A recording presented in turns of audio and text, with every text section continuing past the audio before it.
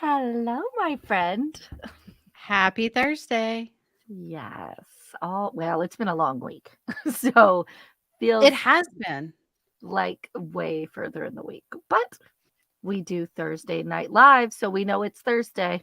It's our one more day this week. It's our Yeah. one more day this week. Clearly, I don't talk for a living. Hi, It's Mo. it's late and I'm thinking we're gonna have to change this show up because it is what 9:01. We do not have our special guest. Yeah. So we'll probably chat and hope she jumps in soon. Yep. Maybe the time zones messed her up or I something. I put don't know. Eastern on every Oh, single message well, because I was so worried, about that because I have no clue where she lives. So, that's a yeah. good thing, I guess. Anyway, What? Yeah. welcome to our live. We had a guest prepared, as you just heard. So now we're like scrambling for something to talk about. There's Hmm. Jason. I Thanks, just Jason. I just looked up, her area code phone number to see where she possibly lived. Is she East Coast? I would say no, not East Coast. Oh, I fe yeah, not East Coast. okay. Anyway, if she jumps on, she jumps on. We'll get started whenever she gets here. Otherwise, we're just going to chat Yes. about some stuff that happened this week. Yes. One that was big for me yesterday. I covered a case back in July, our Vermont case of Donnie Messier, and it was a single guy. He went missing one night after a party. He was highly dubbed as one of the nicest people in the town. He would give you his shirt off his back, and it was very strange that he just disappeared one night. He liked to drive around to He cool had off or to think. He had no known enemies. Wasn't a Mm-mm. guy that was in any type of trouble or anything like that. No, not at all. He was just one of those good old boy. He drove a red Ford F-150. He was really into NASCAR. He loved watching the NASCAR races. And he went to a party after going to a friend's house one night and then was never seen again.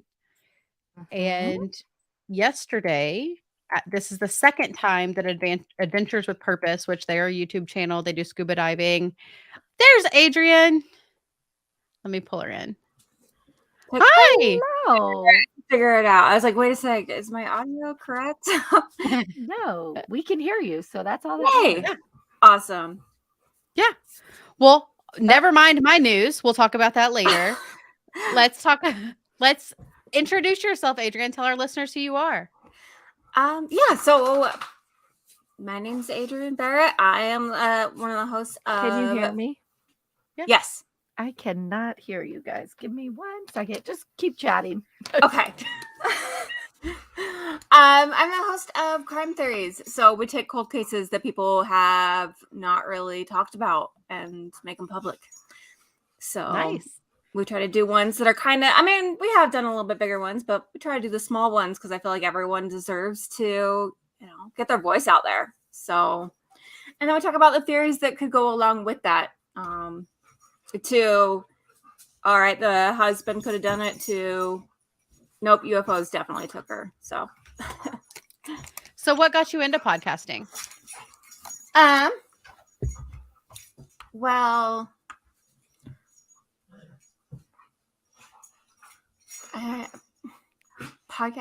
podcasting in general, I'd say, I kind of started with, and that's why we drink, and they're kind of one of my inspirations because they're fantastic. And then and then I would hear all these other crime podcasts, and I'm like, you know what? They're all talking about like the same ones though. Like, I'm not hearing a lot that are different, and especially in the minority community. So, the Black and Hispanics, and then the LGBTQ. There's still a lot out there that people don't talk about. So I'm trying to shed light on those too. That's how I got started though, but I was just looking through them. I mean, we've been doing this for 3 years, and so yeah, there wasn't a ton of cold, like, just little cases. So I wanted to make sure that I could get those. Can you hear us now? Nope, she's gone. I thought, This you know, I was is the going to do the joy. whole Verizon thing. Can you hear me now? Yep. This is the joys of being live. There's always a tech problem. You got to figure it out on the fly. It's not a big deal. Well, that's great. So if you don't know what we do, we also do unsolved cases. Now we try to get awareness out on lesser known cases. I mean, there's been Nice. several that we've done that are well known. I mean, when we started, this was a COVID hobby that we started at the kitchen table over a glass of wine talking about BTK. I mean, like everybody, the ones everyone knew. And then over the last, because we are just getting into our 3rd year of this, which is hard to believe that we're already at year 3. But it also seems like we've been doing this forever. Yes. Right. I mean, that's how kind of I feel too. We are coming up on year 3 too in November. So I'm like, this is it's kind of crazy. Yeah. Yeah. And my co-host has I love her dearly, but she does not like to be in front of the camera. She just wants to be behind the scenes. So I'm the one that gets to do all the live stuff, which, hey, you know what? That works for me. So I told Whitney at the very beginning that I would never do anything live ever. Ever. And I've here since you are. talked her into it. And I think it was we probably were doing a year in. No, it was from September around to July. In July, we went to our first convention and we got on a stage and presented a case. And that was a big deal for us. Big deal. For both of us. And I'm an extrovert. I'd have no problem talking to people or being in front of people at all. But even that was daunting for me. Yeah, definitely. Oh, I bet that's a little nerve-wracking. I'm definitely an introvert myself, so putting myself out here, it's like out of my comfort zone, but I feel like it's something that I need to do. I'm like, okay, I need to start peopling. Yeah. Yes. No. It definitely gets easier the more you do it. It does. Takes a little time to be comfortable with it. And I think once you figure out your purpose, like obviously you have a passion for shedding light on these cold cases. That's a passion, right? So once you figure that out, it makes it easy. I call it easy. It's still a lot of work, but it makes it easy to keep going. Yeah. Do you guys ever try to reach out to the victims' families and stuff? We do. So once a quarter, we go to the location of the missing or murdered, unsolved. And sometimes, we usually reach out to the families for those cases. Yeah. And families have been very receptive to us so far. We haven't had any issues. Yeah. I get a lot of non-responsive a lot of the time. Yeah.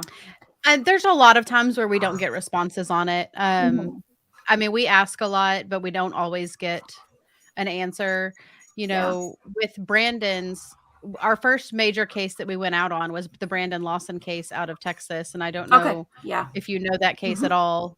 And Jason Watts, who I think he's still in the comment section here, he is the case advocate and he's the one that responded to us. So he's like the main contact with the family. He went to high school with Brandon and he took a chance on us just like we took a chance on him. And it was the greatest thing we've ever done, is to meet that family and help the way we've helped in the very small scale. It was a very small scale. We just gave some time, and we participated in the foot search earlier this year that led to evidence finding Brandon. Well, we're waiting on DNA results, but we feel it's Brandon. Gotcha. Well, yeah, and I hope that they do find him. I know there's been a few up here. There was one up in Ogden just recently in July here, and then I went up and to their search. It's the sister. She believes he died.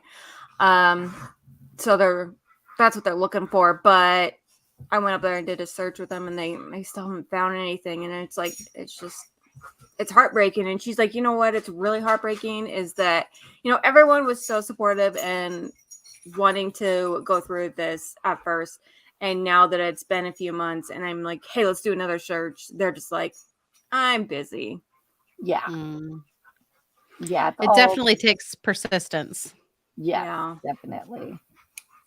Yeah. I may have missed it. What state did you say you lived in? Oh, I'm in Utah. Utah. Okay. I thought so, but I wanted to double check before I started talking about a case from that area and like, oh, tell us. I don't know what you guys talked about at the beginning because I could not hear anything. So, sorry if I'm like repeating questions. No, you're fine. Okay. So I know she kind of talked about the podcast, but do you have like, are there special cases to you? Maybe ones that are from Utah? Whitney and I go state by state, so we've covered some Utah cases that are, I don't know. I just think of Utah as this happy, friendly place, and it's got quite a bit of crime there. It's got quite a bit. I mean, let's go straight into Ted Bundy. I mean, my mom actually, when she went to BYU, her her roommate, she believes it was taken by Ted Bundy because she's never been seen again. Oh, crud. Oh, wow. Yep. Wow. So I mean, there's that just off the bat there. Yeah.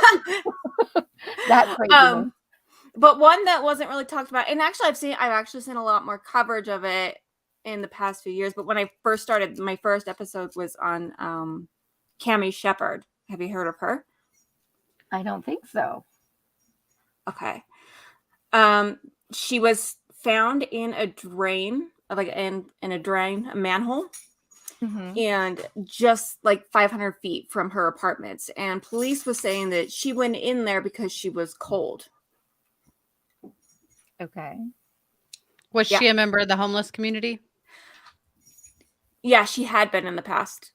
She had been a member of the homeless community in the past, and she was also a victim of sex trafficking before this as well. So then she actually started up a community here in Utah to kind of end sex trafficking and get more knowledge about like sex trafficking here in Utah, because we actually have a big problem with it, but it's kind of just like hushed. Like, I mean, no one wants to talk about here in Utah that, you know, we have sex trafficking happen a lot. So she was trying to make some noise about it, and she actually was also part of the homeless community in the past before. So at that time, she was living in her apartment, and she had been known though to actually, well, let homeless people stay with her. Mm-hmm. So they don't know if, all right, the family's not sure if it was someone that she let stay with, or she just kept her door unlocked because she was just that type of person. If you just needed anything in the middle of the night, she would even just like crash at her house. So they don't know if it was like an accident or something, or she did have a problem with drug use in the past. So like, did she end up like relapsing, and then people found her, and so they didn't know what to do with her. But the police's response at first was just like, oh no, she went in there because she was cold. I'm like, you're going to tell me that this 120-pound woman lifted a 90-pound manhole and climbed in there because she was cold when her apartment was 500 feet away? Yeah, that's weird. Don't think that's true at all. No, it's crazy how like that's the first thing they can come up with. I'm like, really? That's it. That she went in there because she's cold and it's winter time. Yeah, with the apartment being right there. That's, you know what? Insane. That's a lot of work to go through to get in there.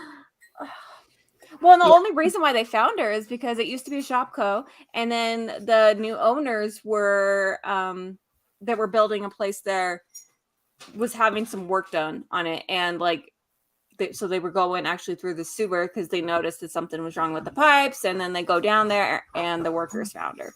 So I mean, if that didn't happen, who knows how long she could have been down there for. Were they able to find like a cause of death?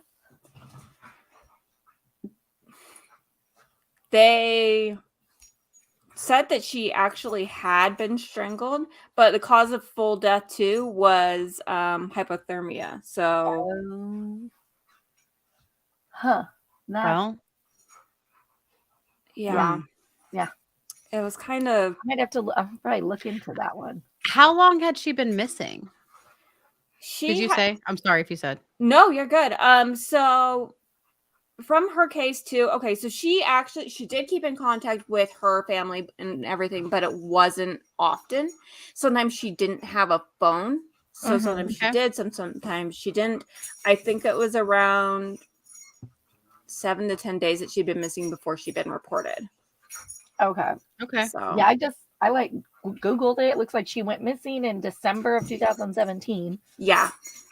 And then it wasn't until like April that her body was found of 2018. So Yeah. Okay. Yeah. So it'd been a while. So, yeah, I we mean, might not even be able to tell like Yeah. for sure what happened. Adequately. yeah. But considering how cold it was, They said that because of how cold it was too. I mean, she still was kind of preserved a little bit. So wow. Okay. That's a Interesting. crazy one. I'm gonna add it to our list of Yeah. ones to look into because Do that it. one's I was trying to think of the one that I covered. Steven, I think was his first name. Well, now I need to look it up. But he was that driving one's around not. looking for a job in the Utah area. I believe it was a Utah case. I think that was Idaho. Oh, That was just kidding. Nevada. It's right outside of Vegas. Yep. He lived in Utah, but he drove over to Vegas. Forget it. okay. The biggest one I think that we've covered recently that Brigham Young shared of ours was the Rosie Tapia case. Oh my And gosh. Melissa actually, so the way we do this is we swap off weeks. Melissa presents a story to me one week and I just kind of react and then Mhm. I do it the following week. So this past Utah, Melissa did the Rosie Tapia case and that one was that's like every parent's nightmare. Every know. parent's nightmare. Crazy. She was just taken out of her bedroom window in the middle Yeah. of the night. Yep. 6-year-old little girl taken out, and they found her relatively quickly, not too far, but down by a canal and some railroad tracks.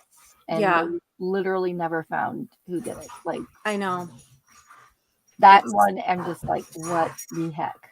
And I Cannot- mean, and then a more popular one, of course, the Susan Powell case is oh yes, terrifying and I mean, Cold does such a good episode on that. I'm just a whole season on The that. whole So thing. I haven't even touched it because I'm just like that one was one of my main things of when I started getting into true crime because I'm like, holy crap, like that terrified me.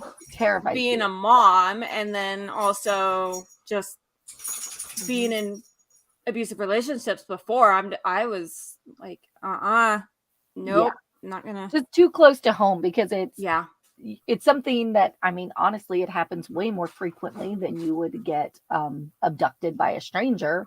Right. So, but it's so much more scary when it's someone that, supposedly loved you. So, well, and right now, her house is 10 minutes away from me. oh wow. So I've actually gone past it too. And even in their neighborhood, they still now have like signs and everything like, leave us alone. Stop taking pictures. Are you serious? I couldn't imagine what that's like, just living in an area that's just crazy. I mean, my kids have played at the same park that her kids used to. Oh, yeah. I think that Cold that season was one of the only podcasts that Chris has listened to in its entirety. We were on a road trip and we listened to it, and he's not a true crime person, but man, that one like shook him to his core. You. Yeah. Yeah, it definitely it gets you. Well, and Ted Bundy's only 20 minutes. His old house is only 20 minutes away from me too. Yeah, Utah. Every time I was looking up like crime stats for Utah, I'm just like shocked every single time because I do not expect it. No, I don't, but I do feel that every state we go to, we're like, I didn't think this was going to be that bad of a state. And it's like, it proves us wrong every single time. Apparently, I only think crime is in New York, Chicago, I'm from California, so I know there's a bunch of crime there, and Okay. then I live in Florida. Oh, and then Texas has some crime. Yeah. Every other state, I Oh, feel like Texas should be is- crime free. Like they just are sweet and sleepy towns that Mm. do not have murderers. That's Oh. what I believe. Yeah, my co-host, she's in Idaho, and she Yeah. one of her first ones that she did, like 3 years ago, but the Dior Coons case. Oh, We still haven't yeah. found him. That's a good one. Yeah. Yeah. Oh, that's crazy. It's my nightmare too, because I'm like, you look one way and your toddler is just gone. 1 second. Yeah. Mhm. Ugh. Wow. Yeah. Yeah. I may have missed it. You have toddlers? No, I don't anymore. yeah. Okay, Yeah. sorry. No, my kids are 7 and 11 now. Oh, okay. But- Okay. It at least gets easier and you can take your eye off of them for Yes. a second. When they were a little bit bigger, they definitely easier. So The only other one I can remember that we've covered in Utah is the one, I think his name was Ivan something. He stabbed his friend, or he was the victim. I can't remember, like 17 something times, or no, 26 times. I'm going to have to look it up. Yeah. Let's see. Uh, I'm going to butcher his last name. It's Oh, Ivan Nicholas Vedichnik. Yep. I Vedichnik? remember that as soon as I saw the last name. I was like, oh, yes. I remember that one. He was the victim. Ivan was the victim. Mhm. And a teenager stabbed him 26 times. Mhm. Yeah. Oh, yes. And like, I remember his dad coming to the shed, like, or they had like an outbuilding or something like that. And he was, oh, yeah, that was, Mhm. it's crazy. Yeah. Idaho, as you were saying, like, I would totally think nothing happens in Idaho except for maybe growing potatoes.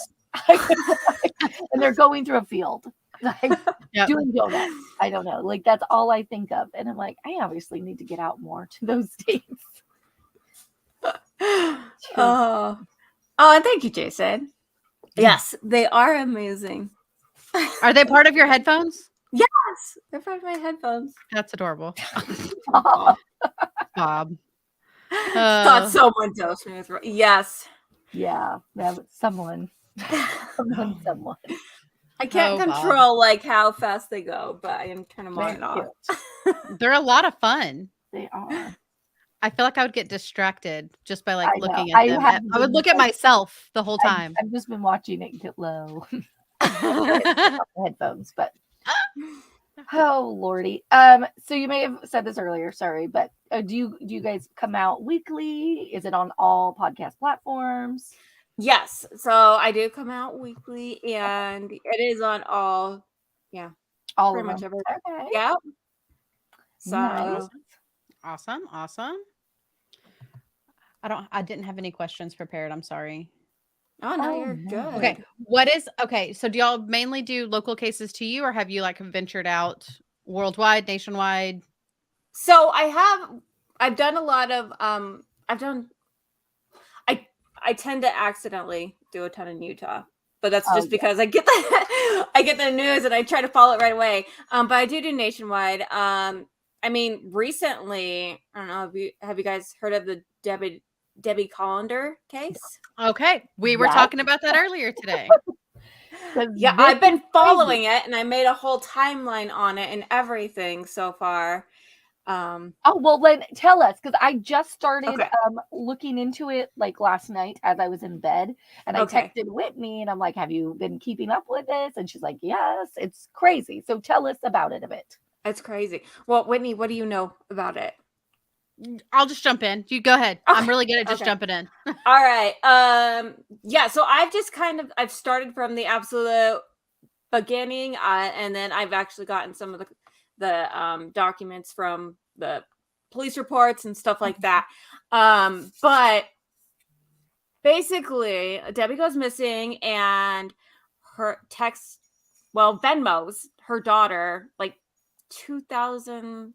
I don't remember the number exactly. It's like 2,380 something.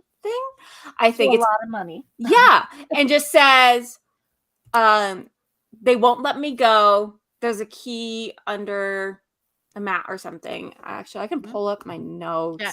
It and says be they are not going to let me go. Love you. There is a key to the house in the blue flower pot by the door, and then sent $2,385. Holy. right. Okay. And that's it. Like that is And this is an adult daughter. yes. Yes. She is 28. I believe Okay. she's 28. Mhm. And her name is Amanda.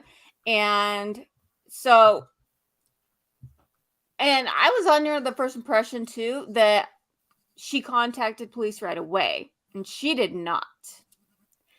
Police weren't actually contacted until 2 hours after that text message was sent, and that was by her husband Steven. So Mhm.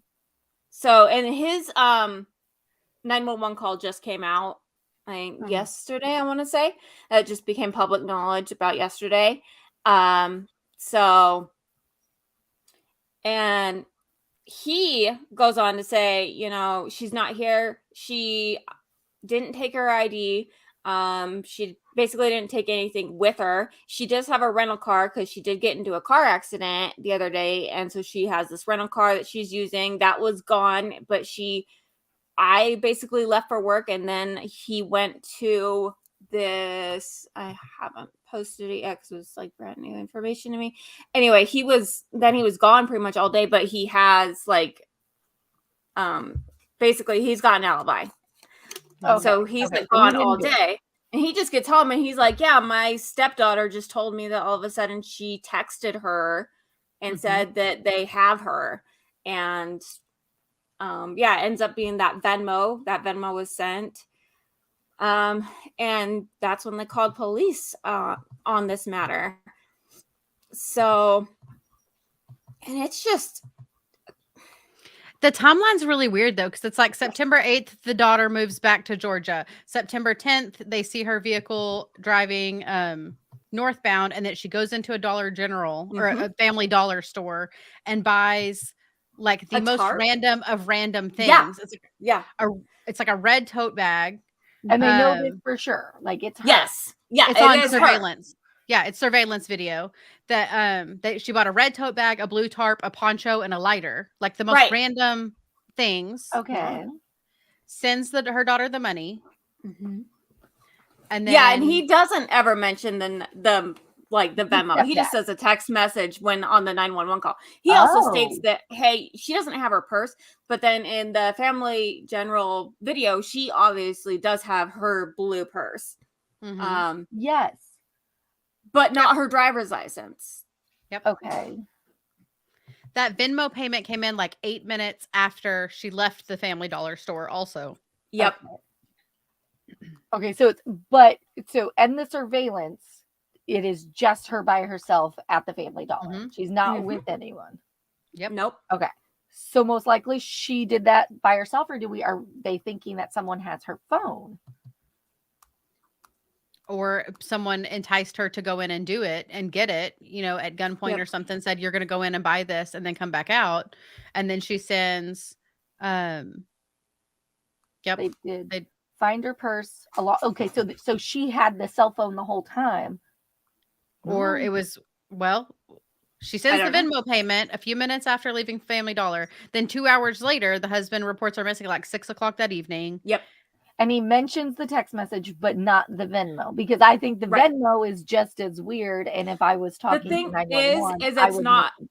Yeah, and it's not a text message. It's actually like a Venmo payment, and it says that in the Venmo payment. Oh, okay. Yes. It wasn't like 2 separate steps. Like describing what she's sending the money for is where it says that. Oh, I got you. I was like, well, that's weird of him to not like mention both things, but okay. Yep. I don't think he knew that it was a Venmo payment. Like, I don't even know that if he knew that she sent her money at that time, Yeah, but she might have just know that.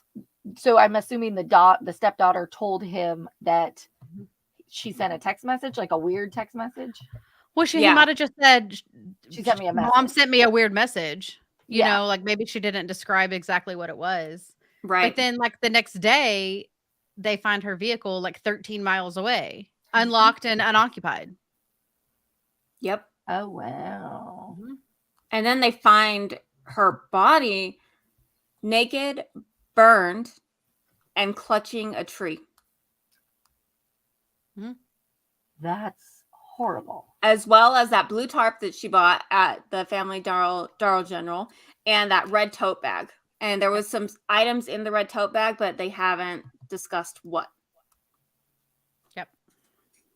And they actually were able to find her because of the Sirius XM radio that was in that vehicle. That vehicle. Yep. Oh wow. Was she so she was by the vehicle, correct? Yeah. Okay, wow. It was like a quarter of a mile off the road. Yeah. Okay.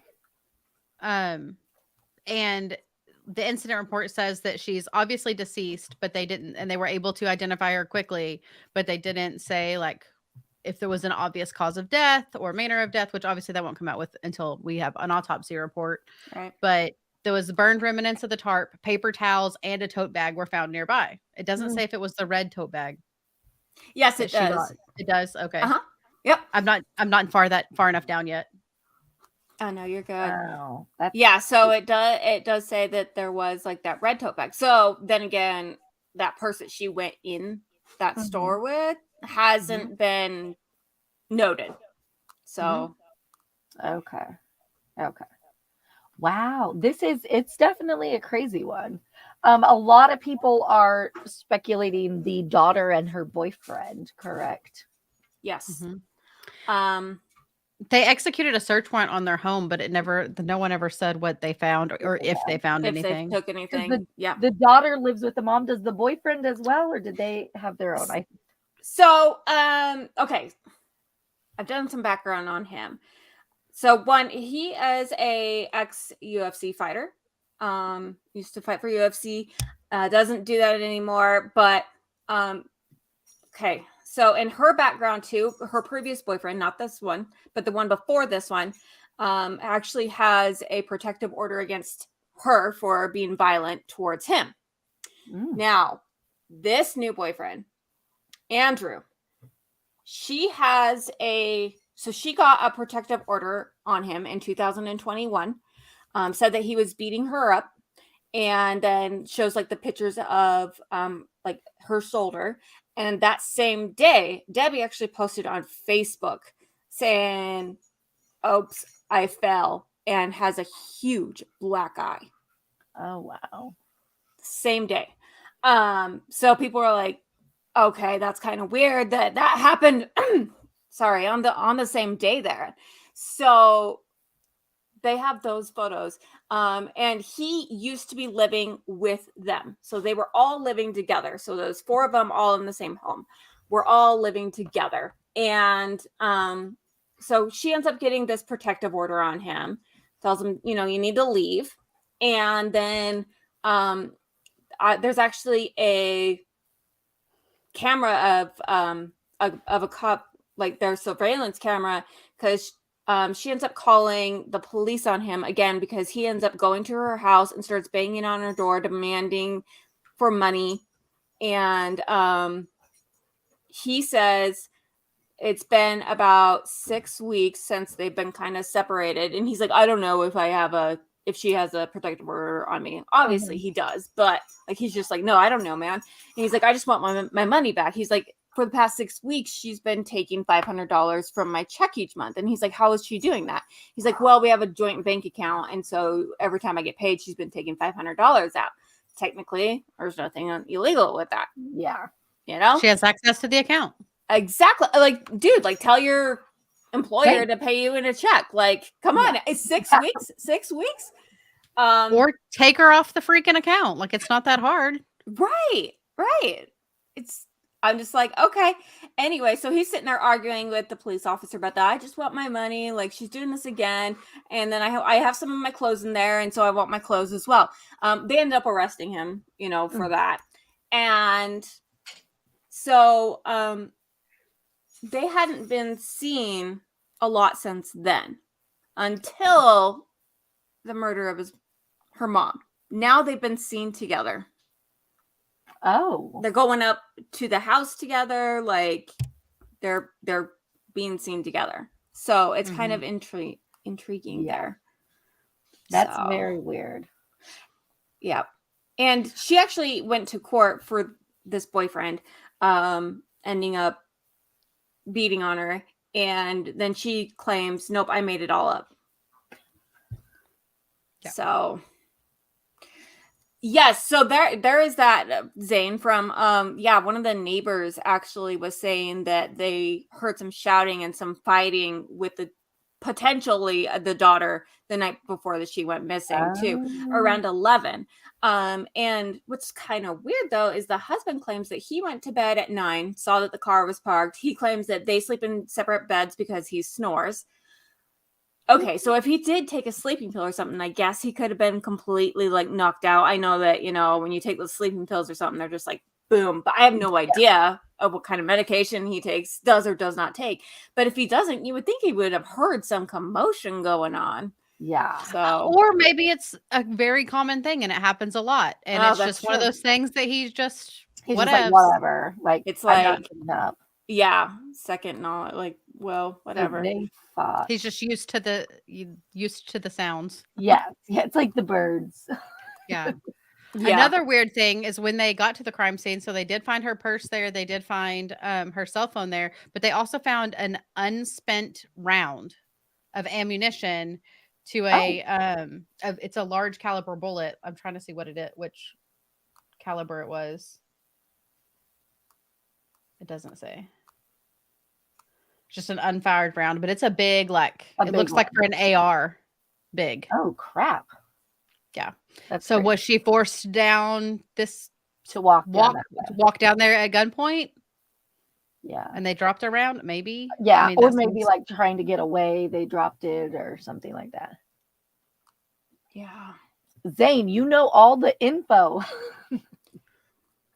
Well, I've been following it since she went missing, like legit. The day that she went missing on, and she was up on the FBI's missing persons list. I've been kind of following it.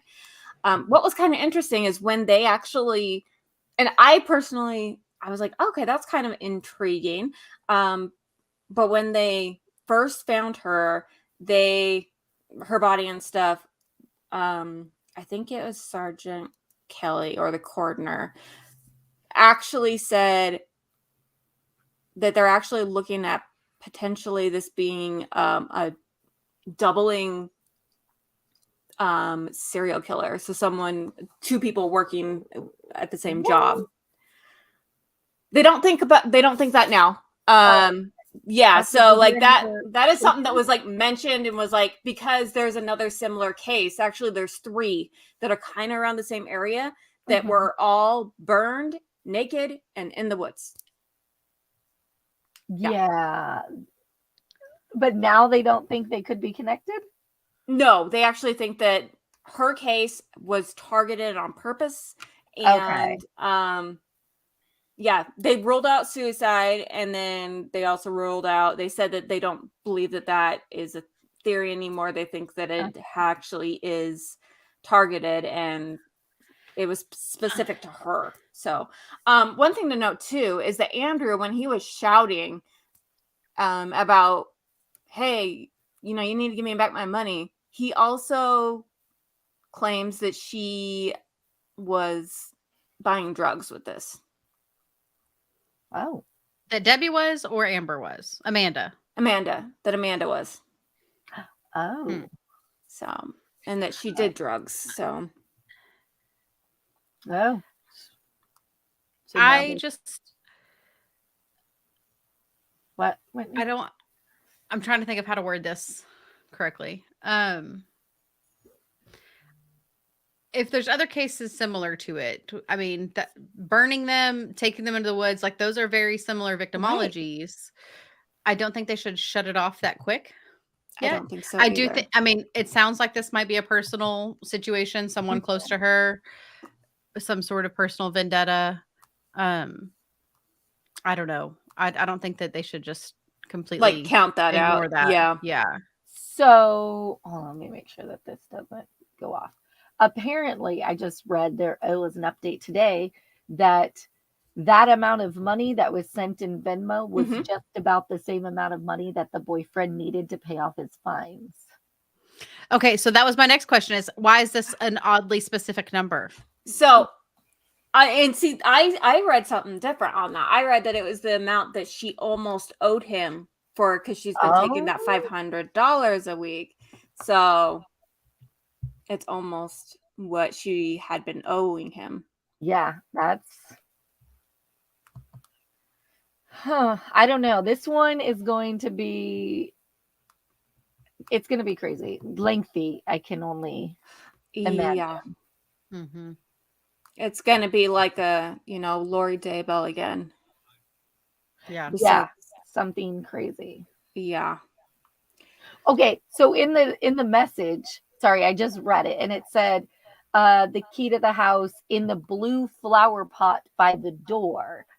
This sounds either code or did they have a blue flower pot? I don't know.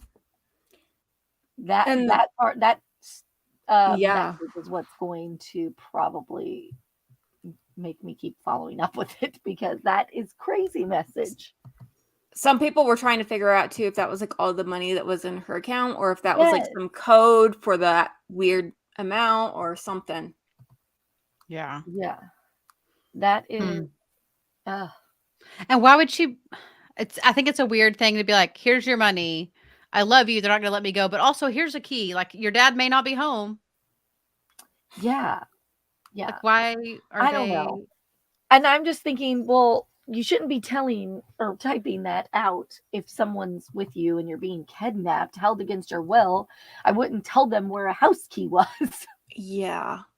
So, and Andrew has actually also wrote in, allegedly wrote in a very disturbing letter. To who? It was found when they were doing the search in the house. And apparently Amanda says it was to her and it was from Andrew. And it was like when they were searching through stuff, that's basically the only thing I could find that they have actually put out as public knowledge right now. So it says, have a nice life, you lying ass bitch. Don't ever contact me again. If you or your family ever come near me again, I will hurt them. P.S. I'm not stupid. Here's your fucking toy. Wow. Okay. Okay. So, okay. Amanda said that it was her boyfriend writing it to her, to Yeah. Amanda.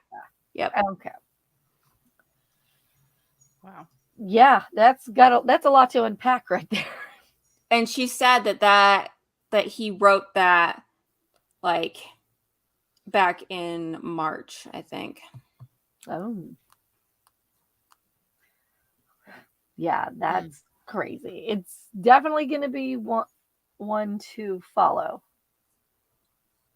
Yeah, it's This next one, Zane, I had watched, it was either a TikTok or a YouTube video earlier today that was talking about Andrew possibly like not trolling but going on and saying stuff about how they have alibis, they've been cleared by police. Andrew and Amanda.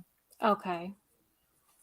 Yeah. So Well, I believe it was TikTok, but she was saying that he sent her his driver's license. He sent her like a picture of a credit card just to prove that it was him. So she thinks it's really him online saying all this stuff, but it's definitely weird. It's a lot going on. I wonder if they're each other's alibi. Oh, I read what their alibi was. Were they far away? I cannot remember where the sister or where the daughter, where Amanda and Andrew were at that time. I thought I heard what it was, but I don't know. I don't have the court documents on that yet, so. Oh, okay. I don't know. It's so crazy. It's just so much. a lot. A Yeah. lot. Yeah. We can chat about the Eliza case. Oh, without yeah. Have you getting- been following Eliza Fletcher? No. She was the kindergarten teacher that was running in the morning, like 4:30 4 or in the 5 morning? o'clock. And then she was taken on surveillance. Like they had her, saw someone actually like grab her. And then they found her body not too long after that. And this was in, oh my gosh, Memphis. Tennessee. It was Tennessee. Yeah, Memphis. Okay. Yeah. I have not followed that one. It's not so one. And her autopsy just came out today. Literally, like, as soon as Whitney and I got on, I was telling her about it. And not what I expected at all. No, Okay. it was she died of a gunshot wound to the head and blunt lost her. And blunt force injuries. Yes. Yeah, it's definitely sad case. There she is. No worries. Yeah, that was me. I was like, no, I pushed the wrong button. Yes, Whitney's happens. mother, Miss Pam. Yeah, it was the billionaire heiress. Yes, she didn't have to work, but she just worked. She was a teacher. Yeah, Okay. yeah. It's one you should look. They already have the guy. He's been allegedly he's been arrested. Yeah. Yeah, but that autopsy report came out, and we barely looked at it or looked at an article, and it's gruesome. I'm just like, huh. Yeah. I found I have the actual report Oh, now. did you find the actual report? Mhm. Yeah, it's pretty rough. Which I thought it was a very short period of time that the guy had helped her, but I don't know. It's Her tongue was missing. What? Mm-hmm. yeah. Ugh. Some crazy, crazy stuff like that. And it just seemed like a random kidnapping. I mean, which it's horrible, but yeah. And it seemed to happen so fast. So fast. Like he grabbed her. They have him on surveillance. Like they found this guy within like 48 hours. They had how quick was she found? Was it 48 hours? I'm thinking it was really quick. But they had him on surveillance, him taking her. Yeah, I think it was all within a week. Like she went Yeah. missing, they reported her missing, they found the surveillance video, they found her, they found him. Like it was bam, bam, bam. Yeah. The fastest you've ever seen a investigation go. Yeah. Well, he like came out of one of his slides, like his shoes, and it was left at the scene. And so police took it. I don't know how this DNA got back. I'm thankful that it did, but like it came back within like a day, and they knew exactly who it was based on DNA. They called his brother, like, and it was all done so quick. Wow. That's But- actually impressive. Most of the time they just Well, okay, but she was a rich white woman, so we can throw that out there. Yep. Because There we go. that would not have happened for a lot of other people. Yeah. Not at all. Yeah, it's an absolutely insane case. And if you don't mind gory details, the autopsy is out there. Mhm. I'm shocked that they put it out there. Very, like, really shocked. Yeah, and there's nothing redacted on it Redacted at all. Talking about gruesome details, that Hello Kitty case is Oh my God. Okay, quick story. My niece, who's 12, that is her number one case. And I say, please don't tell me about this case, even though it's a true crime. That is a gruesome case. She's told me about it. I don't think I know that one. It's, yeah. I don't, I I'm gonna have to only Google know it. secondhand information. It's Tokyo, right? Or, was it? Or Hong Kong? I don't know. It's not in the United States. So that's why I No. didn't think we wouldn't cover it. It's a crazy one. Oh, wait, just kidding. I have heard of this one. I guess I just didn't realize Yeah. that was the moniker. Yes. Her skull is found in the Hello Kitty doll. Yeah. Oh, Zane just said September 2nd, she was taken. September 5th, she was found. Hong Kong. You just know all of these. Hong Kong of 2018 was Hello Kitty. Yeah. Yeah, it's definitely what a 12-year-old should know about. Yeah. She's a crazy girl. That's I bet you do. You know all of these every time. It's awesome. Have you heard of the Somberton man? The Somberton I man? feel like I know the Slender Man. Oh, okay. No, I don't really know what this is, but I know that they just identified him or something like that. Yes. Okay. So, it's an Australian man. Oh gosh, when was it taking place? 1948. There you go. Yep, Somerton Beach in December 1948. And this 11-year-old boy was actually like walking his dog on the beach, and then he finds this man because his dog starts peeing on him. And he thought he was sleeping, and then he got closer. He realized that he was dead. And what's weird, he's on the beach, but he's in a suit, like immaculate suit. And I mean, his shoes are shined, all this, like definitely not going onto the beach. Yeah. But he's just like placed there, leaning against a wall. And they think, okay, it had to be like heart failure or poisoning. But like an autopsy ruled both of those out. The only thing he had eaten was like a pastry. No ID, no name tag, and all like everything on his clothing too is like snipped off too. And there was no fingerprints on this guy. He was like off the grid. What? Yeah. Wait, he didn't have fingerprints on? Like no. him himself. Oh my god. Him himself did not have fingerprints. I'm just like, make sure I still have mine. But wow. He is completely like off the grid. Like,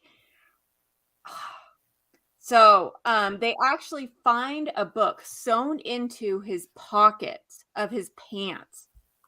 Well, okay, so it's a piece of paper that's from the book called the Rubia.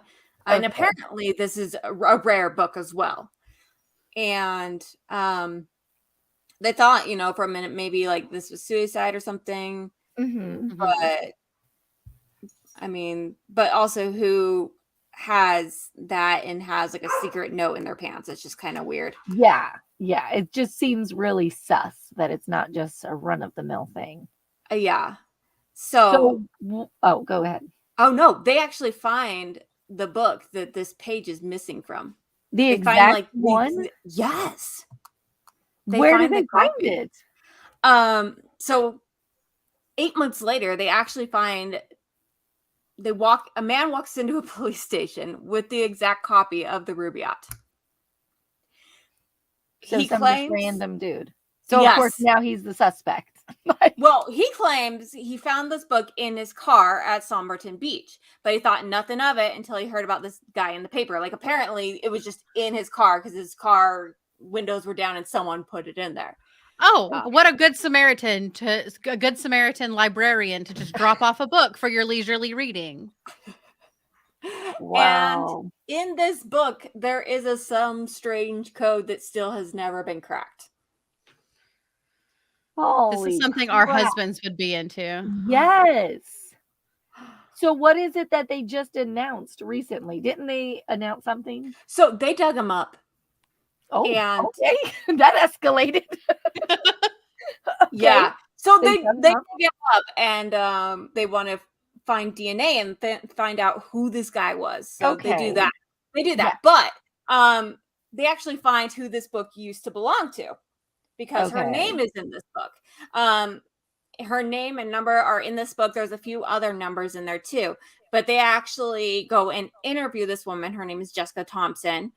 And so when they interview her, she's just like crying and hyperventilating the whole time. And she said that this guy named Alfred Boxold gave her a copy of the Rubaiyat. Later, she found out that actually Jessica had a son that had very similar dental and ear Mhm. similarities to the man that had passed.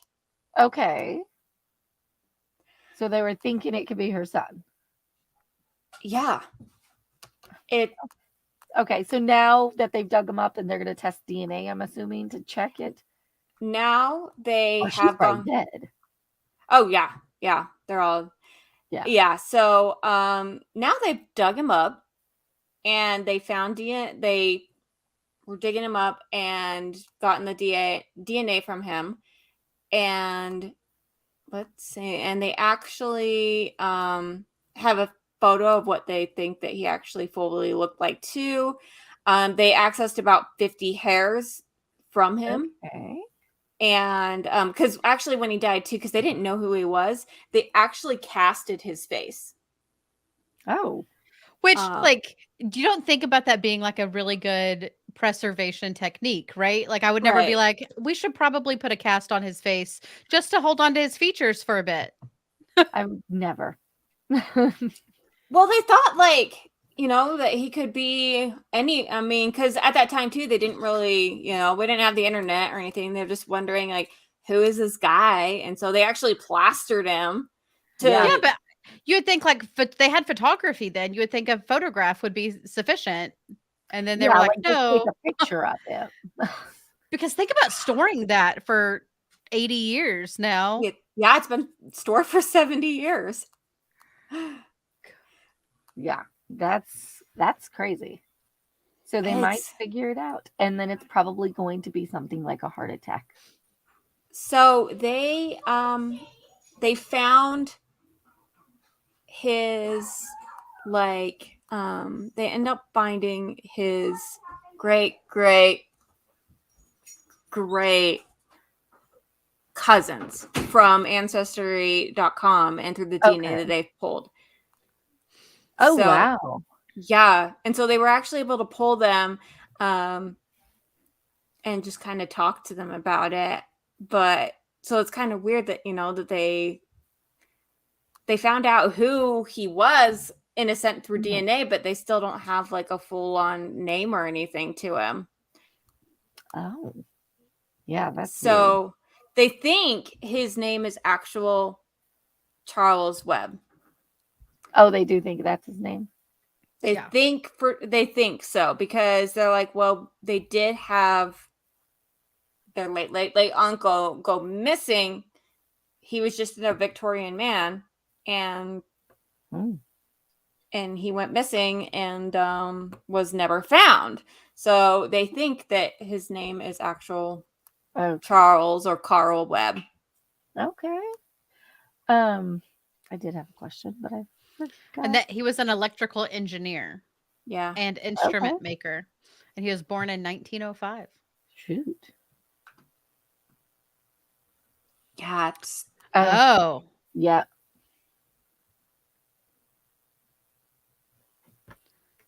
he also Right. enjoyed poetry. Oops, sorry. I mean, they're Yes, not well, that's 100% sure, but they're like 99.9% yeah, sure that it yeah, is they're this like, guy. it's pretty much this dude, but Yeah. Yeah, wow. That's crazy one. that is crazy. That's crazy that 70 years later we were Yeah. able But they to. probably won't ever be able to figure out what happened, like why he was there, No. why he was in Yeah. that suit. Probably, yeah. If anything nefarious, they'll never know. Hmm. Yeah. All right. All right. Well, thank Well, you so what a much. yeah. That Yeah, was a don't weird know one why to he end on. died, but we were able to find out Yeah. who he was. Yes. Yeah. Exactly. Yeah. Which is Well, thank you for coming on with us. Again, tell all yeah. of our people that are hanging out here where they can find you, all your stuff, your socials or whatever. Yeah. So website is crimetheoriespodcast.com. We've got on TikTok a Crime Theories Podcast, Instagram, Facebook. Then you can just find us anywhere too that you listen to your podcast. So Perfect. Perfect. All right. Thank you so Thank much. you It was so nice much. to meet you. nice to meet you guys too. Thank you. Bye-bye. Bye. Bye.